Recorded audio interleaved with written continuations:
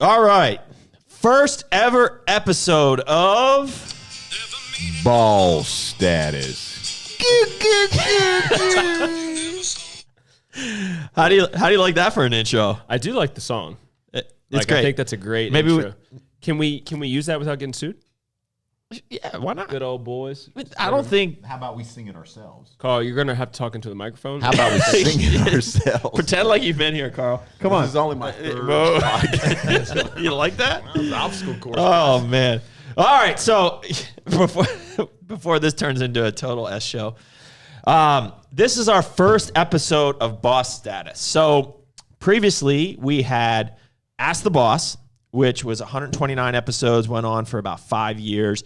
It started with, I just would take questions related to the fitness industry, supplements, bodybuilding, selfie style, and then it rolled into like doing things with like a green screen and became more of a production. And then it eventually turned out to be more of just a podcast style where Patrick and I would come on every week and talk about what's going on with the brands, what's going on with our lives. We would talk about just really any topic of the day, and then we would still answer questions. Yep. But so some of those episodes would roll on, and we decided that we've had a lot of topics to talk about related to business and health.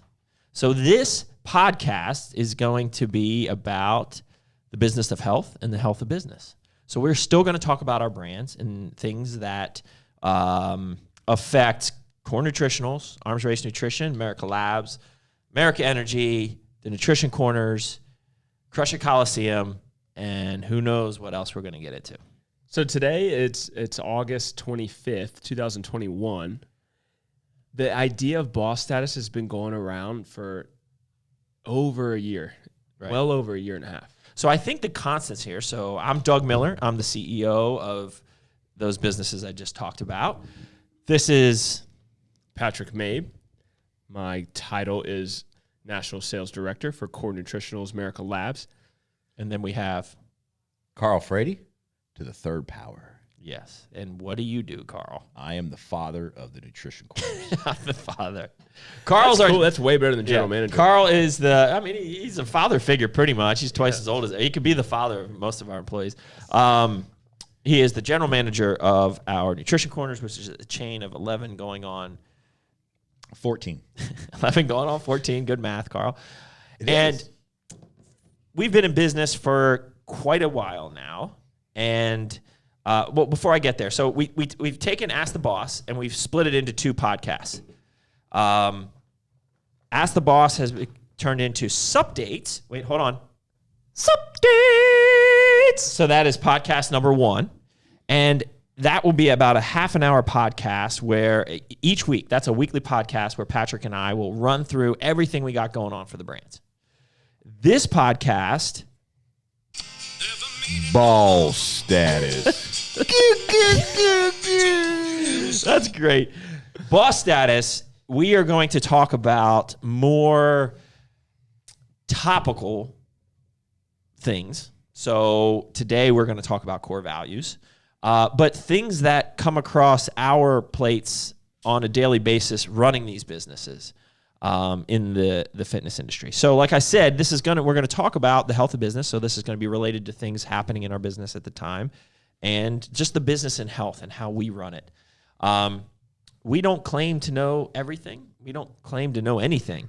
So this is really going to be from our perspective of how we've created numerous, what we like to think, successful businesses. Again, I think we all know that we can be better and get better, and we will get better and continue to grow. But I think we have a lot of experience between the 3 of us at this table. So Patrick and I will be on every episode of this.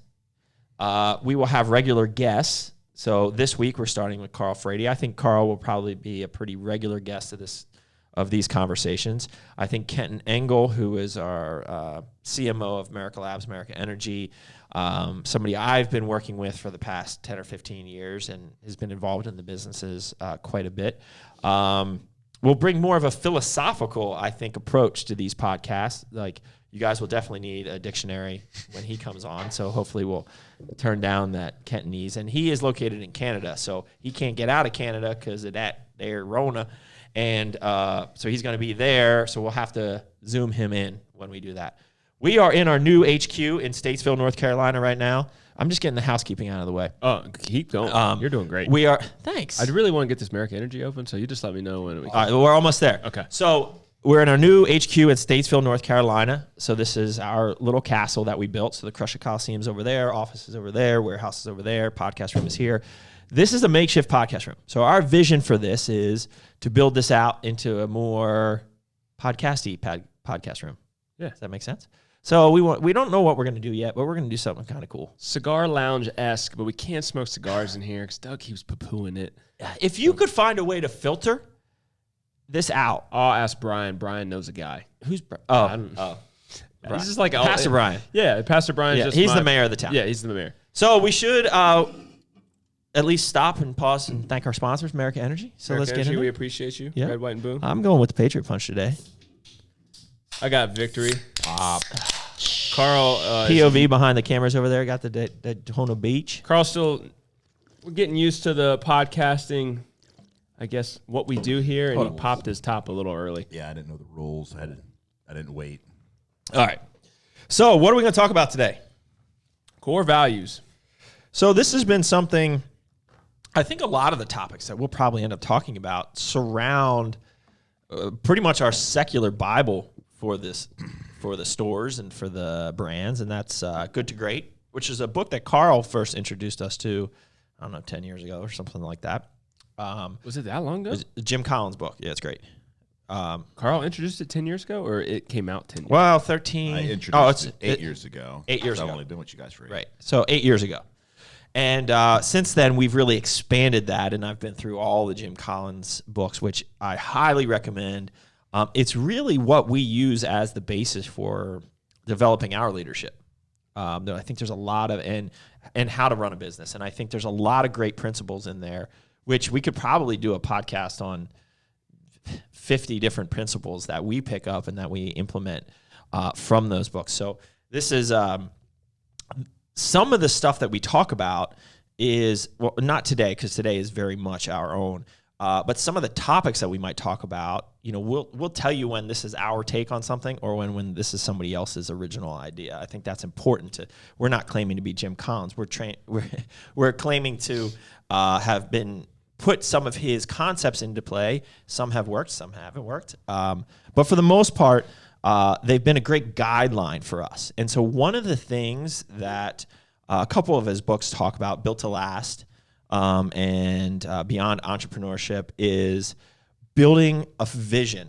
And what that means is having good vision has a couple different things. It has your core values and beliefs, it has your purpose, and it has your mission.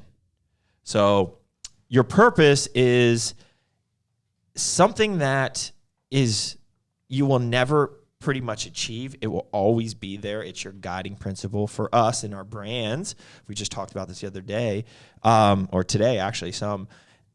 Our purpose is to help people live the crush it lifestyle through innovation and through superior supplementation. That's what we do on a daily basis, right? That's why we started the company, and that's what we do. And we will never be able to fully achieve that. We won't be able to reach everybody. So that's like a milestone that is off on the horizon that we will always shoot for but never attain.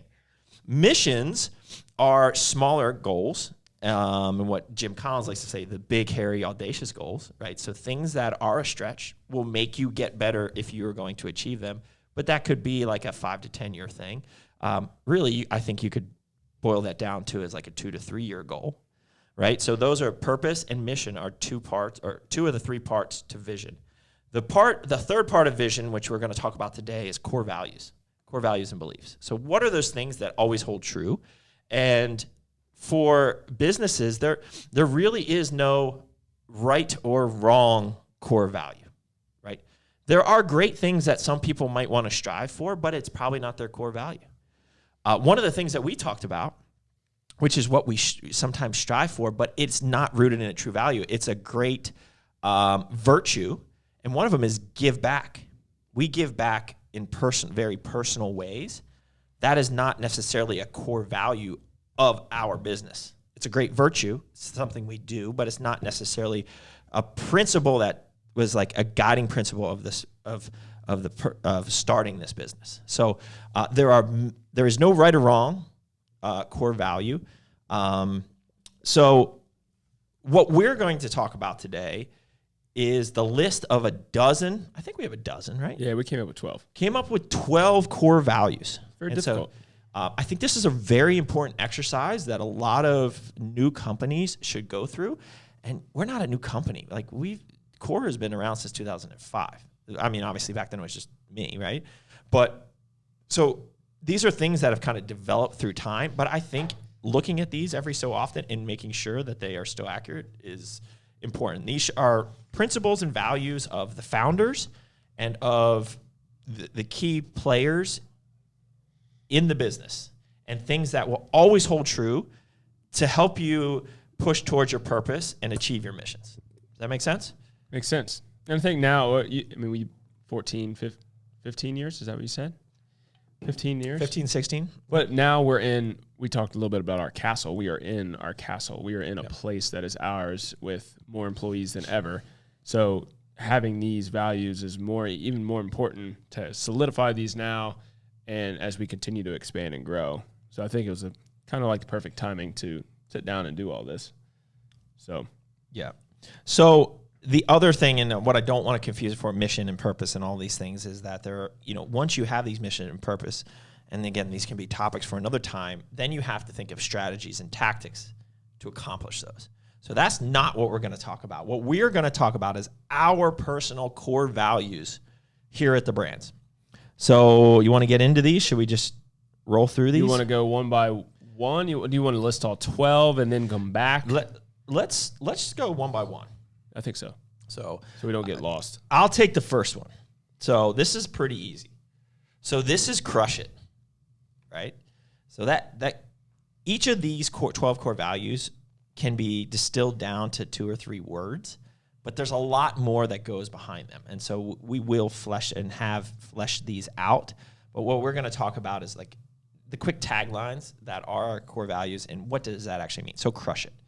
So crush it for us this is our Nike Just Do It, right? Like this is the slogan our trademark slogan that for us is more than just 2 words put together, right? Like this is our mantra. This is how we live our life. This is not just a bodybuilding thing or I'm going to go crush the weights or do that, but it's pushing to be your best in everything that you do, not allowing or accepting mediocrity, right? So when we first wrote these up, this wasn't even on the list because it was so obvious. Right. It's kind of weird.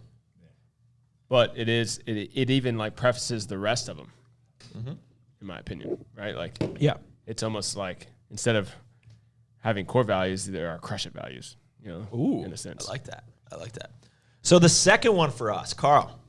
This is a Carl one. This is a cuckism. So if we refer to Carl as the cuck, that can have a really negative connotation. These days, it very much can. I think you know what the cuck is, but this cuck stands for creepy Uncle Carl. Just to be very clear here. Or crazy Uncle Carl. Crazy Uncle Carl is probably a little bit normal. A little bit less but it started because Carl really likes little kids' toes. And that's a little bit weird. Right. Yep. I mean, I never explored with random kids. Yeah. It was just my kids. And it never got inappropriate. Correct. Yeah. You nibble on them, pour some barbecue sauce, Nothing weird. Nothing weird. Yeah. Nothing weird. So this is creepy Uncle Carl, not the cuck that you might otherwise know. So the second core value that we have after crush it is. So CODG, Can't Outdream God. Another great book that I love, Wild at Heart. The author of that book created another book, and it talked about heaven. And so more towards the end of the book, he tried to summarize a lot of what he was trying to say, and it hit me like a ton of bricks. And heaven is a place where you can't outdream God. So whatever comes to mind of a life that you'd love for yourself, a place that you see yourself, all those kind of things, personally in my life, it's come true, but in ways that I could never imagine. So, when dating Amy, now my wife, I had divorced, bad divorce, bad recovery, and I said, I'd love a green-eyed Italian woman. I'd love to date a green-eyed Italian woman, marry a green-eyed Italian woman. So I started dating Amy, and Shergardis is her last name, and I don't know why, but I thought that was Greek. So we're going out for a couple months. So you're like, send her back. you're like, this could have been a beautiful thing, but you're Greek. So she has green eyes, and so it's like, oh, this is amazing, but it's like, she's Greek, So, but it was, hey, no big deal. But when I found out that she is Italian, her grandmother is full-blood Italian, I mean, I was just like jumping through the roof, and that was just one of many things that had already started to happen. And then as far as how my career has worked out, I want to be a bodybuilder. He always said to me, like, from the very first time he came out to me in his creepy Speedo with his shirt on, super weird. That's for another conversation. Totally normal at a bodybuilding show, though. Yeah, but like Carl was, maybe not. Anyways, he's like, he just always wanted you wanted to be paid to be a bodybuilder. That's what you always said. Yeah. And so you're living your dream. And I am, so bottom line is, put out a dream, think about what you want your life to be in every detail that you can think of, and God has a better plan. So for these, CODG was actually another one on here, which was dream big. So like that, in other words, but when we write these core values and when we put them on our wall, they have a very personal touch to them. So we actually bought a bunch of Nike Metcons for all our Nutrition Corner managers that said CODG on them. It's because it's something that we use. It's a very personal thing. But in short, it means, dream big. No dream is too silly. I mean, we sat no idea, right? We talked about this, even this building. I mean, there's people out there with nicer, bigger buildings or whatever, but like we talked about this 5 years ago.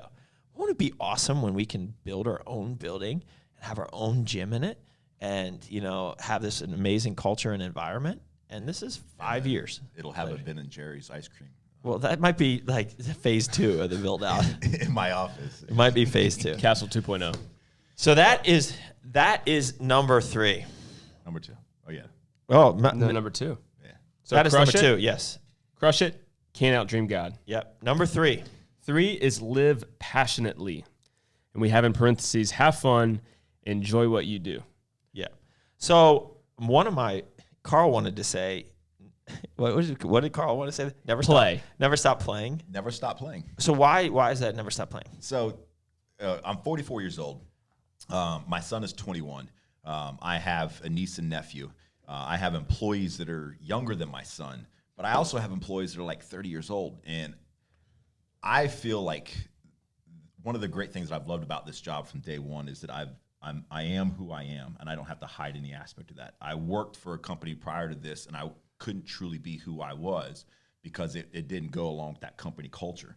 And so at this job, it's like I'm never scolded, for some of the ideas that I like. Carl, what are you doing? We say that a lot, though. We just for the record, we say Carl, freaking Carl, Planet Carl, Planet Cuck, Planet Cuck. Yeah, I show up and I play, and sometimes when you're playing, you get hurt. That's not fun, but the pain is temporary. And playing is something that as we have grown up and become adults, and we've made bad choices, and you just forget, hey, why did you stop playing? Like, what told you to stop playing in life? No one said you had to stop playing. You can play every day with what you do and the people that are around you. And, my niece and nephew watch kids on YouTube play with toys. And I'm like, what is the world coming to when we got to watch other kids play with toys? It drives me crazy. Our boys like to do that too. But our boys play a lot, but they want to see like how they're setting up battle things. But I was like, just do it yourself. Like we don't let that. Like we'll stop. Well, like where's the creativity? Yeah, and it's just so even with my young management team, it's like, where's the creativity? And I told them like, hey, we understand what our 3 circles are. And I want you to take your personality and make it resonate with those 3 circles. What 3 circles? It's nutrition, training, and supplementation, and doing that passionately. Mm-hmm. It's not to create a bunch of bodybuilders or people on the cover of a magazine. It's to live life with the mindset of, I do care about what I put into my body. I do care about training with intensity, and I do care about utilizing proper supplements. but what else can I do that really makes me come alive, that resonates with those 3 circles? And play every day. Play. Yeah. And you have to, and being here, if you're not passionate about this, we know. And we know on the writing is on the wall from day one that you are not going to be, not even a lifer, but you're not going to last here a year or so. So like that is a core value, live passionately. It's, you know, from bodybuilding to doing these businesses to, you know, for me, I'm just a passionate person. Like when I find something that I am passionate about, I fully live that. And I think that's important. And what I was saying like earlier was like, I don't care if my kids are into supplements or my kids are into bodybuilding or anything like that, but they need to find something. They need to find their passion because that just truly makes it better. And when you have employees and a culture that is surrounded or, you know, embodies passion, then like, things are fun. You don't stop. What I say, you don't feel like you work when you love what you do. Right. So for me, like living passionately brought me here. Right. You know, so like I remember being asked in college when I was pursuing bodybuilding, what are you doing? What do you want to do with this? What are you doing? And I was like, I don't know. If I can somehow wrap my career around this, that's what I would want to do. I didn't know at the time. And then, but I passionately was after bodybuilding. And then Doug was looking for a manager at Arlington Nutrition Corner, and the rest wrote his history. But when we continue to grow here, not everybody's going to be a bodybuilder, like you were saying. So but living passionately for that crush it lifestyle, right? Like we have multiple people here that don't bodybuild, right? But Aaron is passionate about creating content and creating media, and he fits our crush it mentality and our culture. And he loves skinny jeans. And he's eating right and now. He plays. He's getting that bill in, you know? He gets jacked. He gets his swole on. Yeah, he gets jacked. I saw him squatting that 315 that one time, about broke his back, but it was, yeah. All right, that's a good one. So that's number 3. So number 4, crush it, CODG, live passionately. Number 4 is probably what we spent the most time on today. Yeah, so this is... It's probably because of me. You know? No, it's definitely because of CUC. No. So number 4 is build community. So in parentheses, it says build our community. So I'm going to say it like this. Build our community, build our culture, build an environment that people enjoy. Right. So we might not be for everyone. We are not for everyone. We are not. We've proven that. Wait, hold on a second. Are you sure? Ball status. Yeah, you like that? The more I hear the... Wait, hold on. Meat Brigade! Once you go through Yeah. all our little sounds here, I think you can tell we're not for everyone. So where was I going with that? Oh, never mind. Anyways. we're not for everyone. No. But one of our core values is building our community. So creating an environment for like-minded individuals, for like us, right, can come together and be themselves and really have a home and have a family. And so that's what we try to do with all our brands. I think we struggled over the word strengthen versus build, right? Mm-hmm. But for us, it's building the community. It's building out. I mean, it was originally build our community, right? There's another core value which talks about the external community, but for us, it's building our community. So part of this is being ourselves, being okay with that, realizing we are not for everyone, and fostering a great culture here. Right. So that kind of leads into number 5, which is pretty straightforward, but I think it's probably one of our most important, and it's related to number 4. So this is be a servant.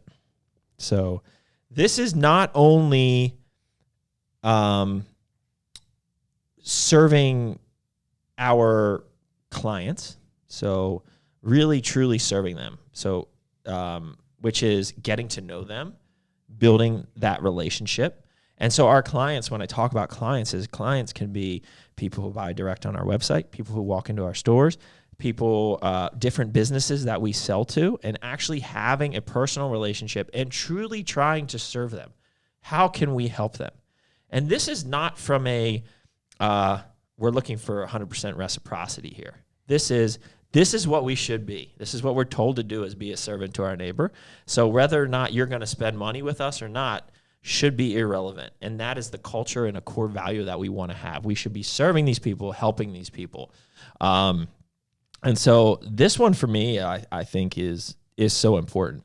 And so this is not even only, this goes beyond our internal business of our direct clients, but this means be a servant in your external community when you can, right? So this goes beyond that. And so I think this is a really important core value. I'm glad we changed it up.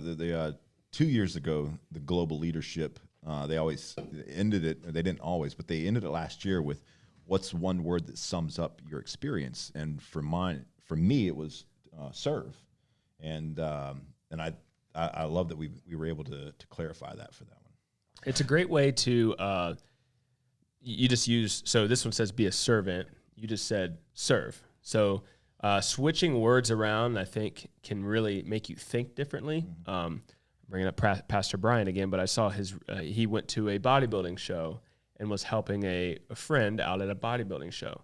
And he said, today we get the pleasure of serving at this bodybuilding show. Yeah. So instead of helping, he chose the word serve, which changes everything, right? Yeah. I mean, at the end of the day, I mean, this doesn't mean like serve, like I'm going down to the soup kitchen today and I'm serving homeless people. It doesn't have to be like that. Serving here can also mean just being an ear to listen to. Maybe you call on a client and or a customer that you want to sell product to, and they're just having a shitty day. Somebody died in their family or something like that. It's just being an ear to them. That is being a servant, right? So it's not necessarily it's all encompassing. Really, is what it means. Number 6. So we got crush it, CODG, live passionately, build community, be a servant. This is take risks and have faith. So really, it's just take risks, but in parentheses we put have faith here because we had another one. So we did a bunch of changing around. The other one was faith over fear. Yeah, so we had one which kind of was also take risks. Yeah, so they combined. And this is, and just to be clear, these aren't, and like I said earlier, like these aren't things that we are trying to do, right? These are things that we do. These are our core values. These aren't virtues that we strive for. We just wanted to memorialize what are the core values that we have now. One of the things we have is take risks. One of the things that we do is we don't like let fear, encompass us, right? So an example is when we rebranded Core last year in the midst of a pandemic, right? When a lot of other people kind of backed off, we launched over 100 new SKUs and did all of that and pushed through, which we could have lost our tail on, right? But it was super successful for us, right? So we're never afraid to take risks. Now we're not, when you get down here to number 10 on here, you'll see what these are calculated risks, right? These are a principle that Jim always talks about, which we have made the mistake of doing in the past, is we always want to try to shoot bullets before cannonballs. And what that means is, this is a great story. So this is, if you read, I don't even know what book it is, but this one really stuck with me, and we've made that mistake before. So a bullet is like, in a business, it's like you want to try all these different things, right? You don't want to sink all your money into one product launch and just go full force on it all out. And the analogy is, let's say like you're on a ship, a warship, and like there's the attacking pirates are coming on, and you only have X amount of gunpowder left. You don't want to just load up a giant cannonball and shoot it over there, because if you miss, then you're completely out. What you want to do is just use a little bit and, load up a little bullet and then shoot. And then you're going to be over target. So then you adjust your sights a little bit, and then you shoot another little bullet, and it might be a little short. So then you finally shoot a lot of little bullets until you get targeted in on exactly what you need to do, which could be exactly the right product or packaging or flavoring or whatever in our case, right? And then you load the cannonball and sink the ship, right? So we've made mistakes in the past with that, right? Like we didn't foresee the core balls issue that we had, where we spent a ton of money in future runs that we will never get back, because we pulled it from the market because there was an issue with our manufacturer, and which is a whole long story, but they wouldn't even help us with it yet. I think a lot of it fell on them. But we had all this extra packaging for new flavors and everything else that we spent a ton of money on. But we didn't even shoot the bullet of just doing a small, tiny run first. We kind of went all in. So, that is the time when we made a mistake. But it's still, at the end of the day, you took the risk. We took the risk. Right? There was an opportunity we took the risk. Right? There was an opportunity for there's nobody's done protein balls very effectively. Nobody has a major which snack we will bring out. We're still bringing back. Yep. We took a calculated. We shot a cannonball at Bethesda Nutrition Corner. Yeah. Right, because it was the most per capita most income in Northern Virginia. This was in our first store in Maryland. We thought we had the right recipe, and we didn't. Yeah, we shot a cannonball. But now we do it differently. So, for example, on the relaunch of Merica Energy, I didn't buy 1 million cans right off the bat. I bought just enough to get our pilot out and retest the market. Even though our sleeves and cans were so much more expensive because I did a low volume, we did that first as we're shooting your bullet. And now we're dropping cannonballs, right? So, anyways, that goes back to taking risk and having faith. And I think that's a core value that we've had from day one, where at the end of the day, it's only money. In our businesses. What's the worst that can happen? I believe in our ability to do things. So if we fail at something, we are going to learn from it and get better. Land on your feet. Yeah. When I think also that, so I'm going down this list and I'm tying it to my journey working with you. And so first off, it's live passionately, right? Go after your passion. Yep. Right? To go after a passion, you're not doing what is of normal. I could have worked a different job and made a little bit more comfort in the comfortable salary in the beginning. But instead I wanted to follow a passion and I took a risk, right? I think which we're going to get to on number 7, right? But to get to the spot, you have to take a risk. So a lot of employees, we're talking to one right now who's got to move across the country, right? A potential employee that's got to move across the country. That's a big risk, right? But he's following a passion. And we've had a lot of success when people finally get it and realize that it takes a risk and an investment on their own part. So risk is all around what we've done.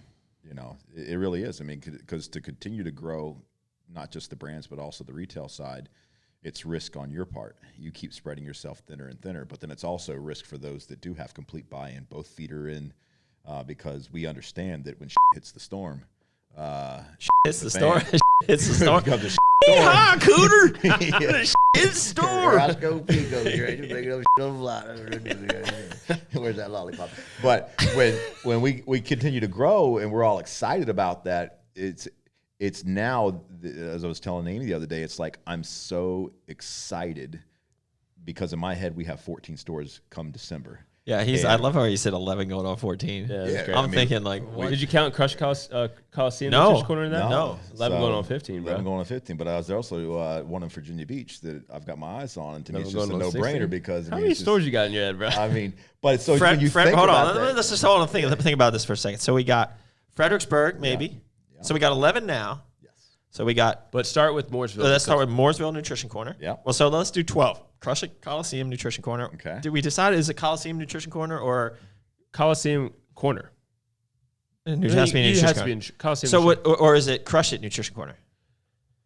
Or Coliseum Nutrition Corner? I like Coliseum because Crush It is Core Nutritionals' mantra, and this is not just a Core Nutritionals store. Yeah. Right. So we're getting ready to have a C3 in, so we can have a C2 in. Okay. Crush It. Crush It is 12. Mooresville is 13. Yep. Fredericksburg is 14. Yep. Another one in Newport News would be 15. Yep. 16 would be another one in Virginia Beach. Yeah. So that would be 7 stores this year. Sounds like cannonballs, right? And Bro, it smells that- like a but- 50-mile pace. That's a whole other conversation where you should always march at a 20-mile pace. We're marching at about an 80-mile pace. We're gonna put plugs in here that are gonna be boss statuses down the road. How about that? I mean, it's like, okay. but when you That look pay- at that, they're calculated risks, right? they're- and they're yeah. based off of the successes that we've seen over the past 12 months. Well, and the great thing about stores now is we don't do a store unless we could afford to do a store. So at the beginning, we needed capital to open as many stores as we can. Like we always took some type of loan off the bat. Well, we don't do that anymore, which is great. Makes you really disciplined, right? Like because it also makes you just reinvest a lot more money back into it. So, which is a whole other topic for conversation. Which, by the way, guys, if you're listening to this on YouTube or Spotify, you can email us. At info@Core Nutritionals and submit questions, or you can just put them in the comments. You know, like if you want topics or things like that, we can speak on. Is the only place to comment though YouTube? You can't comment on Spotify or anything, can you? No. So that's 6. So we got crush it, CODG, live passionately, build community, be a servant, take risk. Number 7. But to go back and finish the thought on the taking the risk, because I want people to understand this. It's like taking risks, those happen every single day of your life to be able to take a risk. And anything that I've ever heard, from business to relationships, I mean, any of those things, anything that was at the end of the time worthwhile was a risk. Oh, sure. On top of risk, on top of risk. Yeah. And, you know, so that we have done nothing but continue to take risks. You know, people leaving, that's nothing that we get upset about now. It's just, hey, that's part of what we do. And used to. And you know, yeah, you know, you throw your hat and you piss and moan and you question the world, you question yourself. And now it's just like, hey, it's a part of it. Because again, this isn't for everybody, you know? And so the take risk thing, it's so much more than just in business. It's also the other aspects of relationships. You're taking risks in relationships, and it can be somewhat personable or taken personally. But that is a part of why it's such a core value for us, is because we continue to take the risks and we continue to keep winning because of that. Yeah, and just to be clear, we continue to win the war, but sometimes our battles we lose. Yeah, totally. Right? So, And that's it's hard in the war to, like, you've had a rough month.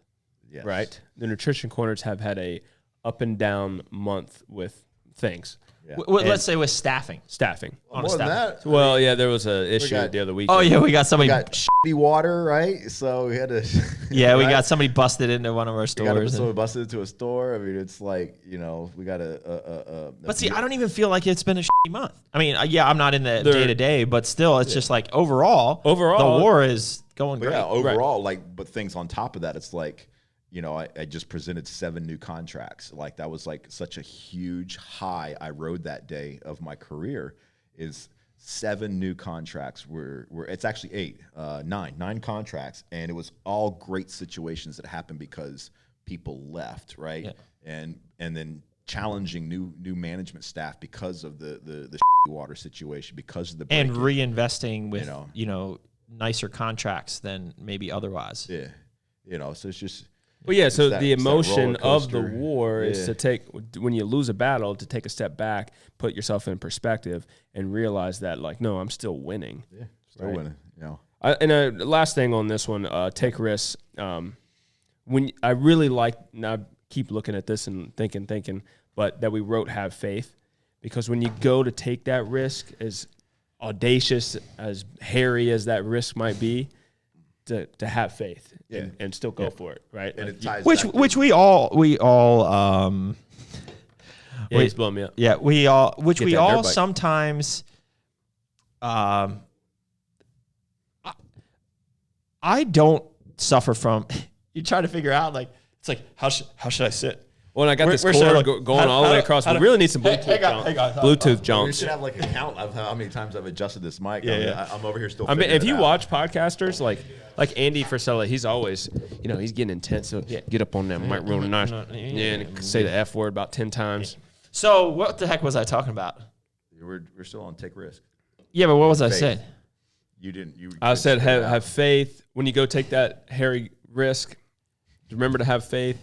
And you were getting into it then. I know, but you distracted me. I don't with know all what this. it did. It's like where should I put my hand? yeah, I'm sorry. Where should I put my hands? That's my fault. What do you want to move on? We've been here for a little bit. Well, darn, man. It was a good one, Is it gonna too. come back to you, you think? I don't know, man. I think we're lost. I think we should just stop I think the it'll come podcast. I was still figuring it out. Figured it out. I bet you took that. You know, you'd figure it out. All right. So number 7 is earn it. In parentheses, we have nothing is given, grind. And so that has been our mantra. Like, we don't need you to be a whiny little biatch on here. It just won't work. If you think you are entitled to something, like, show us. Like, you're not entitled to squat. Like, you have to earn it.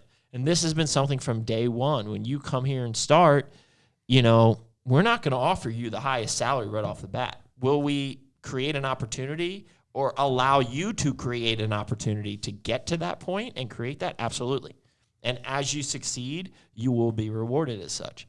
And I think there's a lot of stories of people having faith, coming on board, maybe taking a pay cut right off the bat, but then have transitioned to be in a much better situation now. So earn it is really important. And so for all our potential future employees and current employees who are watching and listening to this, you guys need to understand that. Yep. Right? That is part of our culture. We all have earned it. Yep. And you need to too. Just because you're here for 3 months doesn't mean you get a raise. Yep. Right? You have to hit certain things, right? Just because you're here for 3 years doesn't mean you get a raise. If you're not progressing in 3 years, clearly you're not doing something right. Carl, I have a question. Yeah. Have you ever had an official review with Mr. Douglas? I have not. Me neither. Nope. How many years you been gone? 8 years now. Yep. Going on And what I 7. told Pat right off the bat is like, what did we talk about today? I was like, Talk about the receipt papers. I don't always tell you you're doing a good job, but I'll tell you when you screw up. The word was F. I know as long as I keep getting. I'm trying to keep this PG as much as I can. I just read Flash today. I've had a lot of flashbacks. You posted the Arlington Yeah. thing today. 2015 is just like I was getting groomed into this person that I am more, today, and I didn't realize it. Well, so one of the things that we could talk about on a whole other podcast that we do is in Culture Nate, is what we try to do and is what you should do is like create a culture. I have this awesome quote that I'm going to pull up in here about creating a culture of discipline. And, that slides right into number 7 here, which is be disciplined.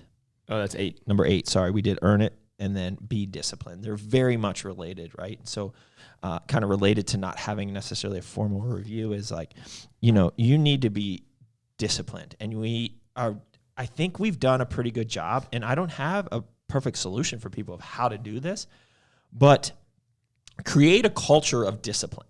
If you create a culture of discipline, you don't need to micromanage. And when you don't micromanage, you give people freedom. When you give people freedom, really cool stuff can happen, right? So we try to create, at least I try to not create overcomplicated structures and all these different things to give people that freedom. But it's only in living a disciplined life and trying to instill a culture of discipline where that can be successful. And so be disciplined is number 8. And I think it's so important. Yep. Let me see if I can pull up this quote that was awesome.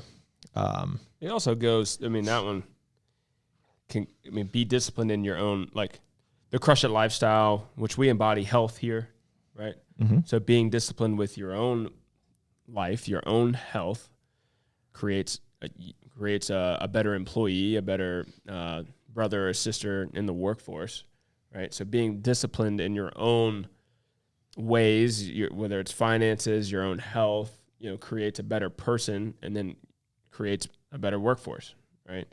So that one, all of these can be broken down multiple different ways, but I think being a disciplined person, waking up early in the morning to go work. If you're working a nutrition corner shift and as a manager and you work an 11-hour day, be disciplined to focus on your health, right? Wake up an hour early, go to the gym before your store opens, plan out your meals, right? Because And we found anyone who who didn't do that has not fared well here. Yeah. And so and I think that starts with the leaders of our company. It starts with me. It starts with you guys, that people see us being disciplined in our own health, in our own goals, in our own things.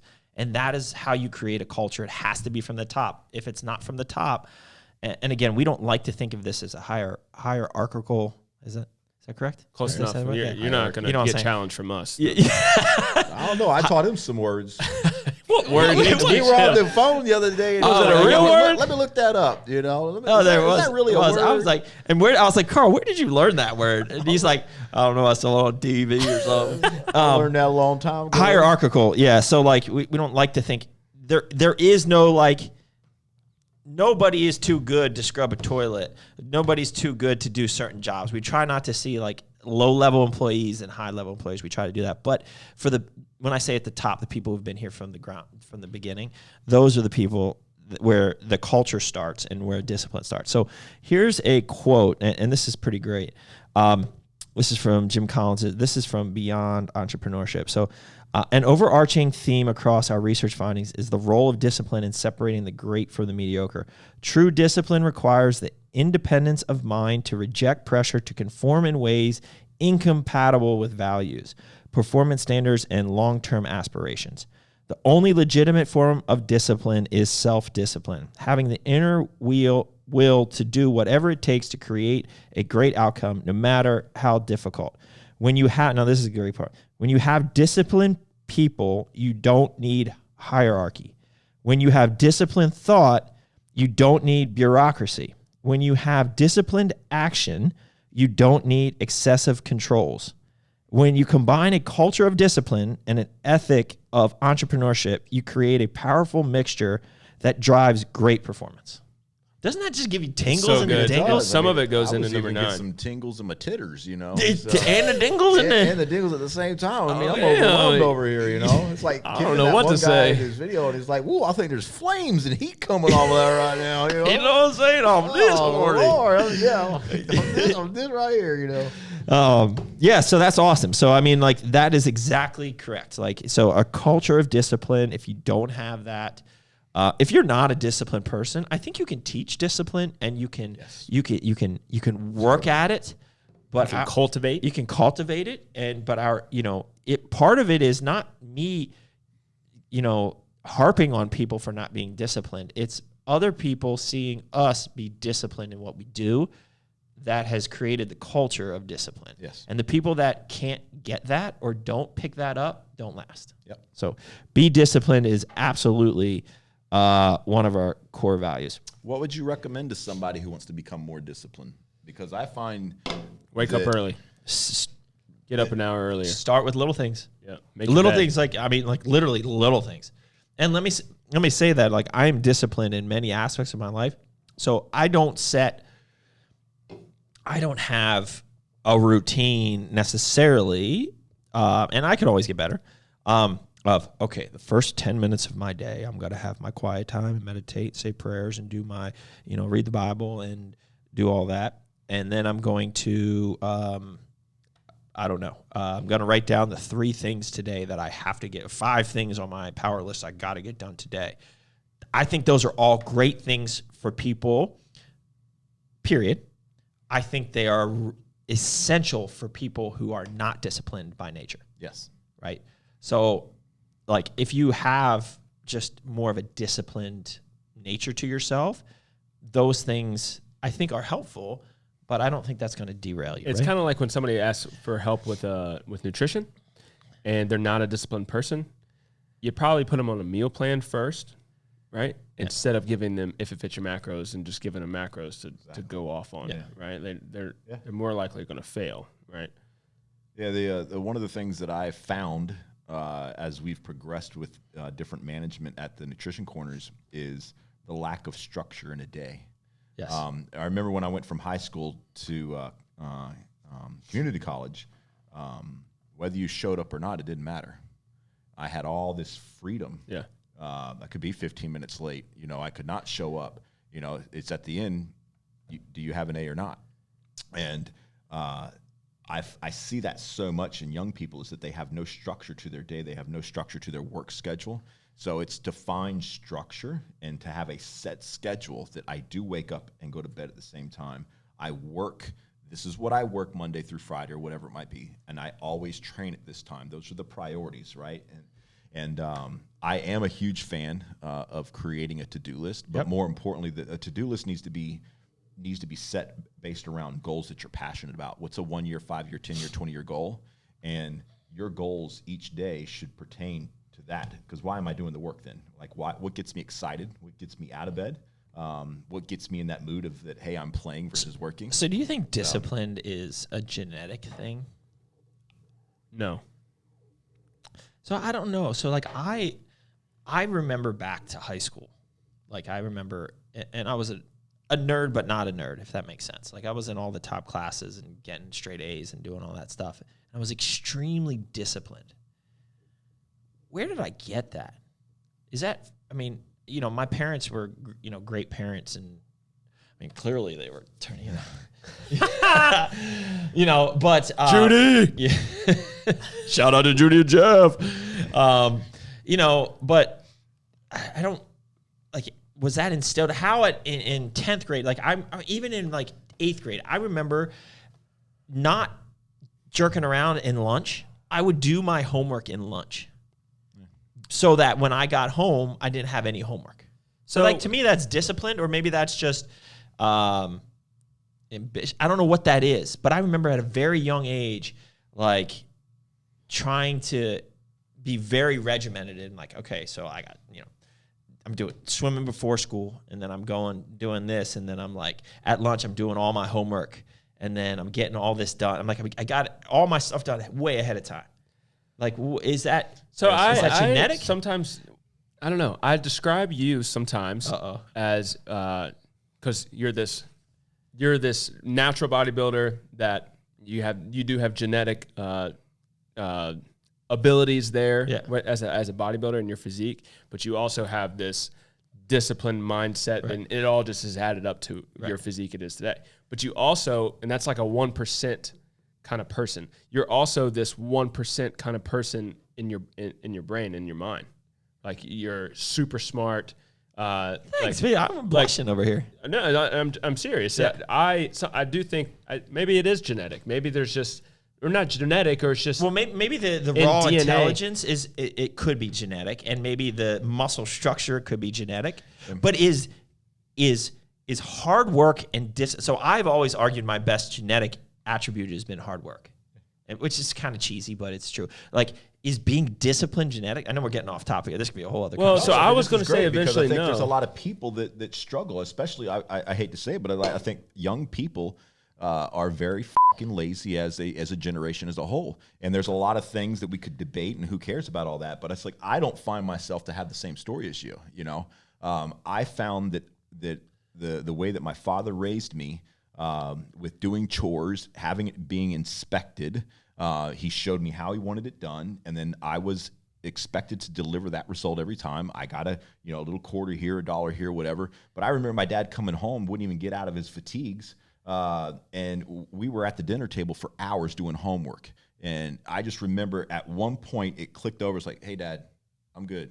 And I became a straight A/B student, and so it was I had to put in a lot of hard work. My day became very structured and organized. There was no play until your homework was done. So sometimes it was all school and then all school, and you got to the point where sometimes you I earned it, wonder you clicked.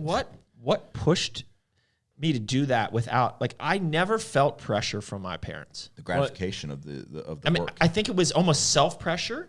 It was self-pressure, and maybe it was like, which is probably part of your DNA. Yeah, part of it. Yeah, it's psychological. Like, my brother went to Princeton, so he was going to Princeton, so he was clearly, top of his class too. And like, maybe I felt pressure to do that. Like, I don't know. I think mostly discipline is taught. Like as you're growing up, I think your parents are a huge role in how you create those disciplines. But then eventually the person takes over those disciplines, learn those new habits developed, and then takes it where they want to take it. But it's like anything else. You have to practice. So you have to put in the work. So like, that's how, get back to your original question, before we get too sidetracked here, you have to put in the work. You have to practice it, practice doing disciplined things until it becomes second nature. A habit. What they say, it takes 30 days or 60 days to develop new habits. Overall, like, whether you are genetic or not, I mean, obviously we debate all that stuff, but at the end of the day, what keeps fueling that is it's the gratification of what that hard work yielded. Yeah. A job well done. And unless you've done a little sneak of the mullet. It's so sexy. Unless you've actually put forth that effort and the blood, sweat, and the tears and all that kind of stuff, you don't really have that extreme gratification of your hard work. Yep. And seeing your potential, because you were never pushed to do it. Like, I was pushed. I mean, that's one of the best things about people who've done bodybuilding and have done well, is that the amount of discipline. And I think there's a lot of downsides to hiring bodybuilders, but one of the greatest attributes is following through and pushing through difficult. And Carl and I talked about this last night. and growing up how important sports are in creating discipline in younger individuals. Yeah. I mean, if you're a parent out there and you're listening to this shit right now, you need to tell your kid's coach, yell at my kid. Yeah. Coach him. Constructive yelling. Constructive, right? yeah. Beat him. You know, but it's like, Constructively. you know, nibble on his toes. Constructively. But, you know, it's like if you are uncoachable, yeah, good luck in the workforce. Yeah. You know, and these kids are not coachable because everyone is afraid to be a coach now. I feel like we need 2 Merica Energies in this podcast. I've had enough energy drinks or like How many do you have? caffeine. I need a lot. I mistakenly opened one preparing for studying this earlier. Yeah. I only had half of it, but I had a coffee this morning. I just feel wired, and I didn't train it. I don't know. I feel like I got too much. All right, so let's keep moving. So be disciplined. So we have crush it, CUDG, live passionately, build community, be a servant, take risk, earn it, be disciplined. Be disciplined. Number 9 is take ownership. Figure it out. Figure it out. Figure it out, dude. We will always still be figuring it out. Well, so one of the questions at one of our nut bashes, which is a big annual event that June 2022, mark your calendar. It's going to be off the hook. Anyways, little commercial there. June 2022. What? June, the month of June. Mark your calendar. 2022. Yeah, I didn't have this specific. But we don't have this specific. It's the last weekend in June. Weekend after Father's Day. Weekend after Father's Day in June. We have then asked the pros seminar. One of the questions was like, what do you look for in hiring somebody? You know, is it their schooling? Is it their experience? And it's sometimes hard to tell just by a resume. But my favorite or the most important skill that somebody can have, useful skill, is being able to figure it out, taking ownership of something and seeing it through from start to finish, even if they have no freaking idea how to do it. Yeah. Right? Because some people these days, I don't know how to, whatever. I don't know how to sand that piece of wood. I don't know what I don't know, whatever. But like establishing a business license, you know, figure working with it out. the effing city of Norfolk over just wanted to do some damn smoothies. Yeah. F their grease trap. Yeah. Bureaucratic. Yeah, all right. Well, that was got awkward. Figure it out. Figure it out. So at the end of the day, having the ability to figure it out, because I had no idea what I was doing when I started these businesses. I still do the books for all our brands, like literally the books, which hopefully by the end of this year, that's going to change. But I'm not a trained accountant. I just figured it out. I didn't know how to start a business or get a business license or get an EIN number or do all these things. Right? Like, how do you do it? He can do it in 5 minutes now. I can. I did it for Amy. Remember? Exactly. The Google machine and the YouTubes, they're great. You know, just be resourceful. Take ownership over a project. The other thing is like, I like to ask people when I can expect something to get done and let them set the deadline. So we just talked about this earlier today. If you set a deadline and you don't make it, and that was a deadline you set, shame on you. Like, that's a huge disappointment. Like, for me, that's a big pet peeve. Like, don't do that. Like, if you work here and you set your own deadline, it's one thing if, like, we set unrealistic deadlines for somebody that can't do it. But if you set your own deadline and then you don't do it, that's a problem. You know, so, you know, that's taking ownership and being able to figure things out. And, you know, that kind of also goes back to number 3, earn it and grind, is just like, you know, do whatever it takes to get it done. If you set that deadline, take ownership of it and figure out how to get it done. So that for us has always been a key. That's a virtue, but also one of our core values that we reward. You guys have anything else to say about that? Yeah, besides, we didn't specifically touch on making mistakes, but if you do make a mistake, take ownership of it. Yeah, we also talked about treating, in taking ownership, treating, even though you own the businesses, treating the business like it's your own, which kind of goes into number 10. Yep. Which is collect the gold dust. Yeah, this is taking ownership. That's a good point. So taking ownership here is also like pretend like it's yours. And number 10 is collect the gold dust. This was a saying that Carl brought to the company. And you got 2 sayings in here. And it really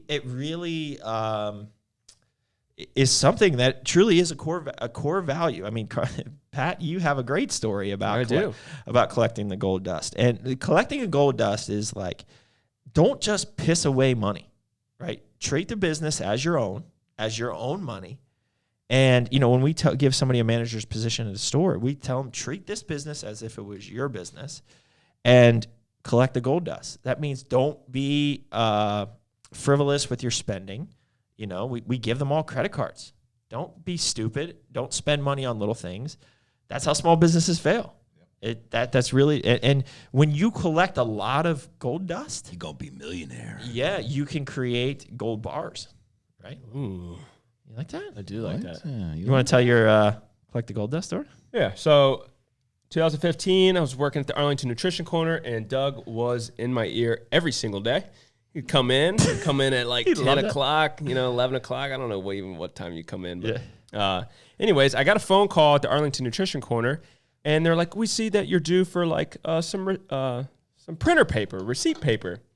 And I was just, all of it, I'm operating Core Nutritionals out of the Arlington Nutrition Corner at the same time, the website, and I just heard, I'm out of zebra paper for my label printer. I need labels. Yeah, I need printer paper. Yeah, send me a case. So a case of 500 plus rolls of receipt paper comes in. Not printer paper. It was receipt. It was receipt paper. It was not what I was expecting. And I mean, I don't know how much it costs. I mean, like, that literally could last a single store about 10 years. I mean, it was probably like $500, maybe $1,000.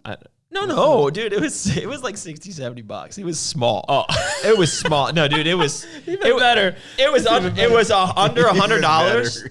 But the thing is, if you went into the back room, we had there was one full unopened box and then an entire drawer full of this receipt paper. And yeah. So it was not necessary. I didn't need it, and I couldn't send it back. We literally just ran out 5 years later. And Doug looks at me and goes, "This is how small businesses fail."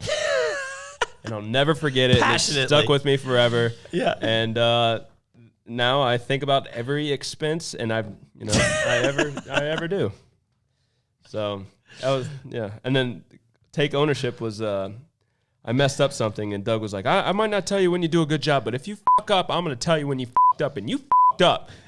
And I'll never forget that one either. Those are good days. They are. We're talking about them right now. I can think of a couple more that we might need to add to this one. Yeah. Remember that one time at band camp? There's a couple Carl ones. They're funny. What?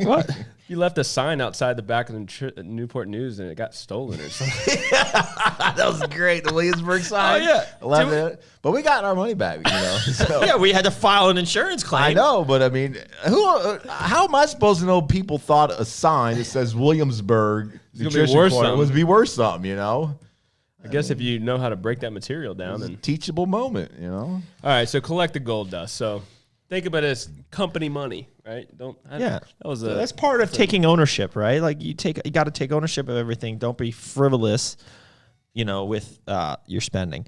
So the first five are kind of more higher. How do I want to say this?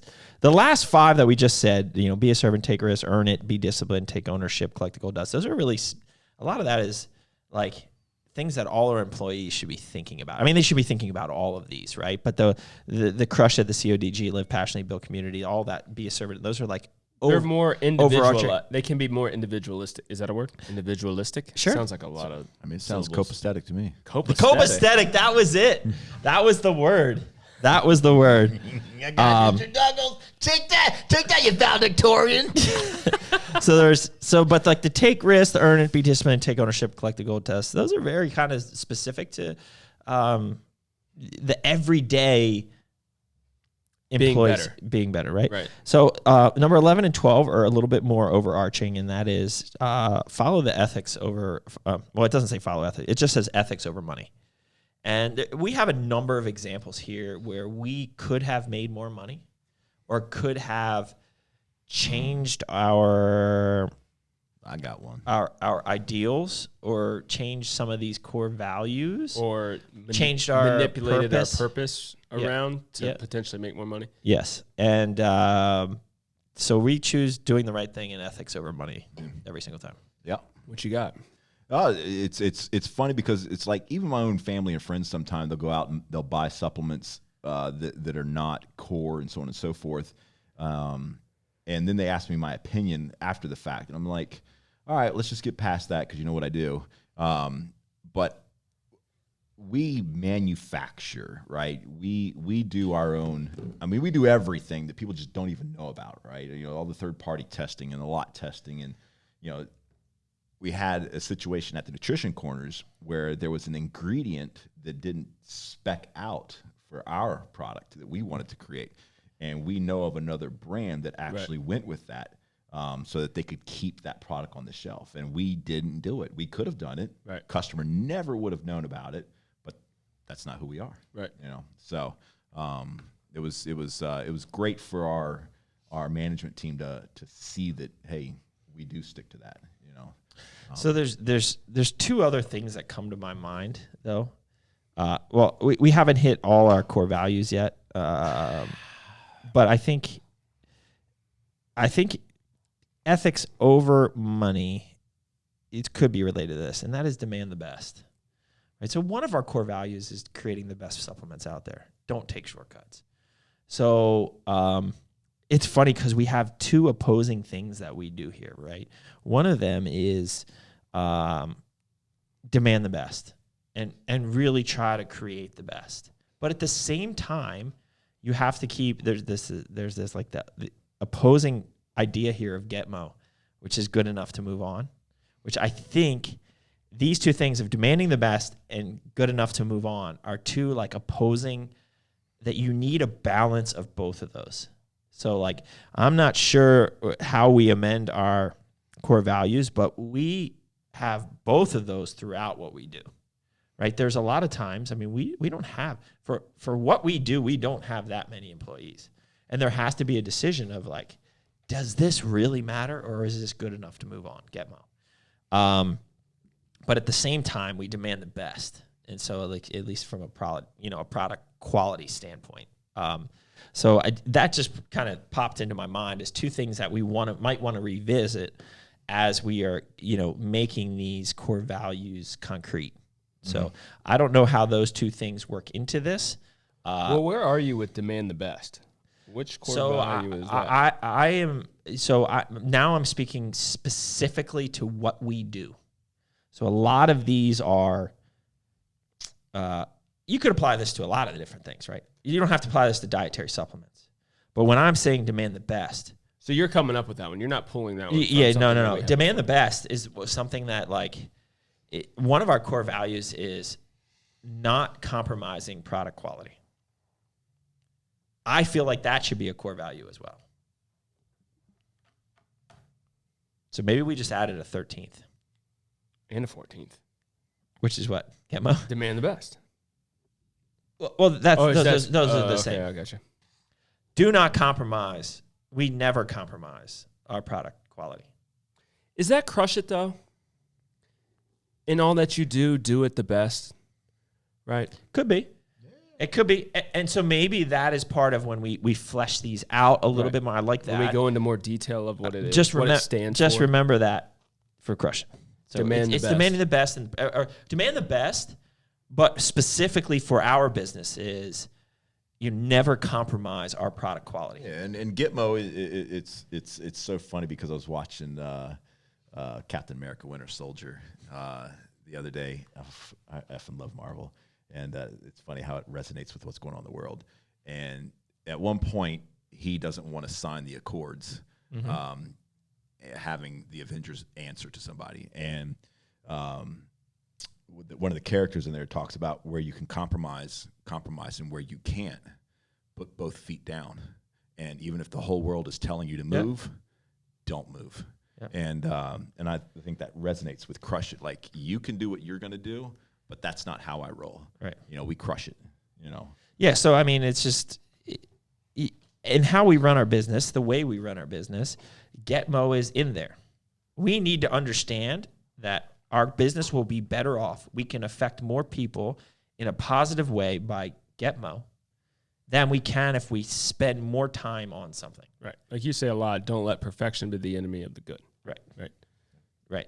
But it's different from demanding the best. And so you have to kind of, it's a delicate You have to balance. be disciplined. You have to know when is it Exactly. right. Exactly. When does that situation go which way? Right? Yeah. So I like making sure that we have demand the best and never compromising on product quality underneath our overarching crushing. I do think we like the bullets. We like the single 1, 2, 3 word. Well, that's what I was saying. But I do think sentences under each is Well, important. I mean, you could listen back to this podcast and you could write 3 sentences under each of these, right? Totally. Like, because there's more to it. That's why we're having this podcast, is really to flesh these out. And I like the idea of, I mean, I think we spent 30 minutes on discipline. never compromise. All right. Last one. We got one more. We're an hour and 10 minutes in, bros. Yep. Number 12. Be humble. Sit down. Be humble. I don't know how many verses. Train hard. So number I'm gonna make that 12 is stay humble. And in parentheses we put here, it's we, not I. So no matter how successful we become, or I become, right? Or any of us as an individual becomes. One is we have to remember you didn't get there by yourself. It's always we. And so I make it a point, and it just is natural to me, when I write Instagram posts or emails or whatever, talking about, and I'm going to say it how I don't say it here, my businesses. I don't write it that way. Right, because technically, if I'm 100% owner, they're my businesses. But I don't think in that way. These are our businesses, right? Our being collectively, our being Stephanie at home, our being you guys here, our being the guys out in the warehouse packing orders. They are our businesses, right? And that is part of our culture, and that's one of our core values. So, and that's part about being staying humble. It's not about me, right? It's not about any individual one of us. It's about, us as a team. And no matter how successful we come, stay humble. Like it's something that I've tried to do from day one. I think it's something that I do decently well. And I think it's part of our culture that we have to remember that. The 2 words are very similar, but I have always really liked the word humility. Yeah. Right? Like, don't be afraid to express or show humility. Yep. It always, I don't know, it just goes a little bit deeper for me. Yeah. If somebody's always talking about what they have, they probably don't have a lot of humility. One of the other things that I just want to jump back. So that's our 12. So let me just recap. So we have Crush It, which we have also said is living the Crush It lifestyle. It's in everything that we do. It's never compromising on our product quality, being that we're a supplement companies. It's demanding the best of yourself. CODG, can't outdream God, dream big. Live passionately, so have fun, enjoy what you do. Find what you're passionate about. Build community. Build our community culture. Build our environment that people enjoy.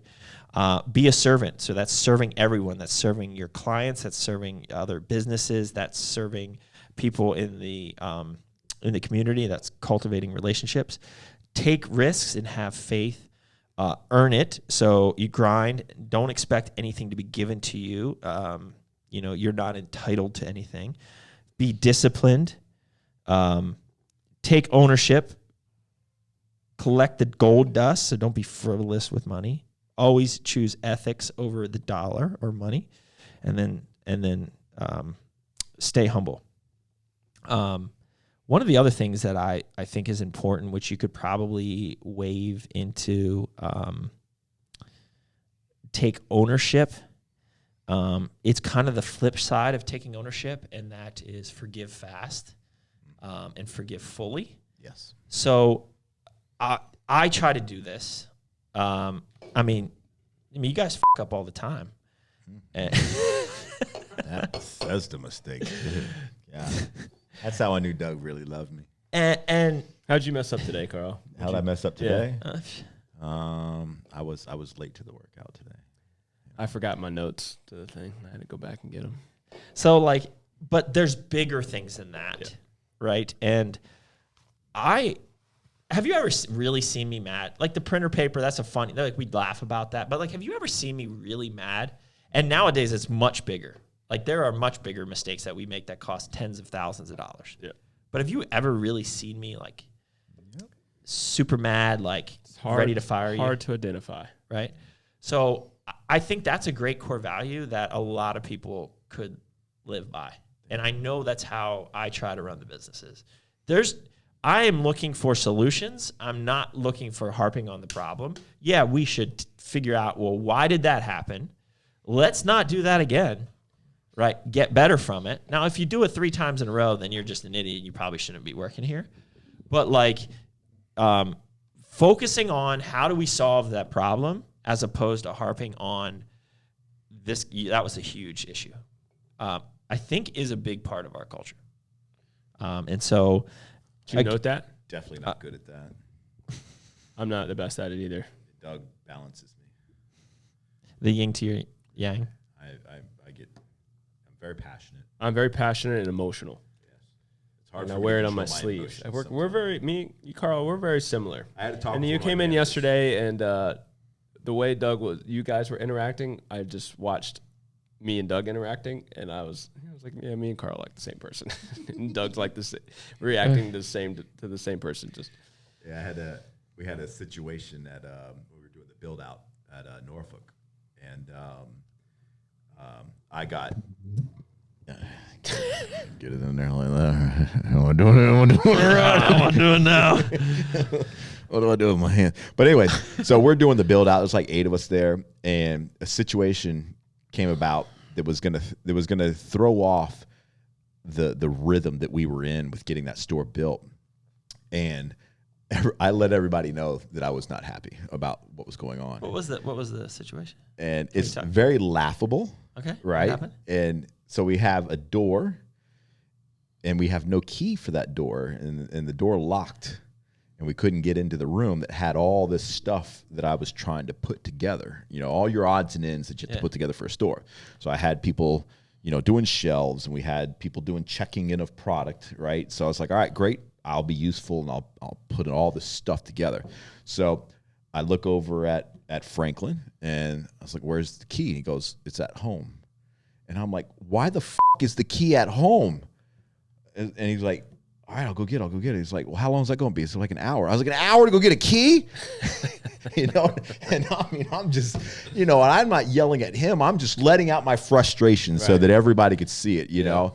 And it's like, in retrospect, like, Carl, just control that shit, but in the moment, you getting upset. The key is you getting upset did not help that situation. No, it didn't. It's not going to open the door faster. Nope. It's just going to stress people out more and be scared of a crazy Uncle Carl. Yep. Yeah. And so I pulled Franklin aside when we're done, and I said, hey, dude, that had nothing to do. I'm not upset. I'm not disappointed with you. I was just upset because we're in this groove. We're trying to get the store opened up as quickly as we possibly can. And it's just like, I got to wait over this stupid key, And so, so sometimes I have a hard time containing my emotions. I do too. And, but I've learned that when there's an outburst, is that I need to address that outburst as soon as I recognize which it possible. I'm getting better at doing that. I'm not getting better. I'm getting good at doing controlling that. I'm still struggling on Yeah. how to control that. Yeah. But And we've had some That's instances genetic. in business here lately where Doug needed to balance out that situation because I got a little too emotional with the. Well, I'm trying to think of what else. It was with the One Life stuff. Oh, yeah. And which is all fun, and it's we're gonna laugh at that. All the parties associated will laugh at that. I know I will bring that up. Okay. In the future. Yeah. But it's like because me and that person are both high strung emotionally, and so that was just I had to walk some people back from the ledge. that was just spraying. Well, my best is like napalm. this was like 3 or 4 years ago. Like rule 1 was like our number one. Oh yeah, that's great. Rule 1 was like our number one selling protein, like in our stores. And like they were like our top 5 brand or something, right? With the other 2 of the top 5 being like our brands. Yeah. And I forget what happened, but somebody pissed you off. One of the sales rep pissed you off. So Carl literally said, like, cut them out of our store entirely. Like a snap. Okay, you're done. This is our last order. We're cutting out. Everyone sends out like a team one, and we're not ordering any more roll 1. We're done. Oh, that was great. And I was like, Carl, like, we sell a lot of that, don't we? Like, what? Where are they on our store? Like, how much have we done last month? Yeah, we sold like 50 grand last month. Like, I'm like, bro, what are you doing?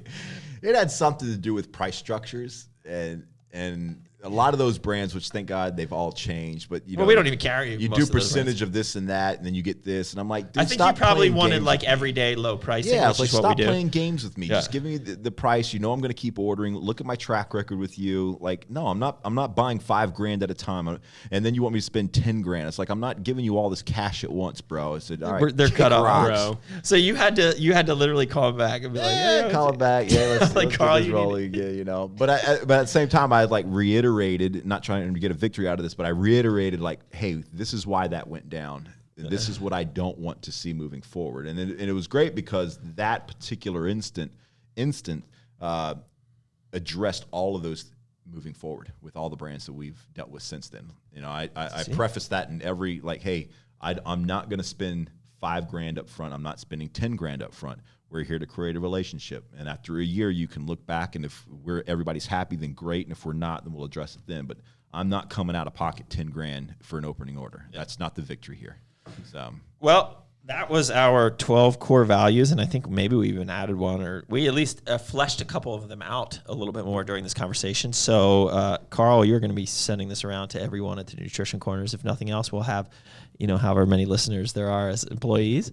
I think this is a great place to memorialize these. If you walk into this HQ here in Statesville and you see these tattooed on the wall, this episode will hopefully gave you some perspective and some idea of why we created these core values. And I think for every business, really, no matter how large or how small, I think setting these from the beginning is a good first step in help inculturating other employees, and when they come on, creating that culture and as good guiding principles as you continue to grow. So I think it's really important. You guys have anything else to add? No, it was great. It was a good fun. day. All right, guys. Well, I hope you enjoyed our first ever episode of ball status. All right, guys. Till next time, keep crushing it.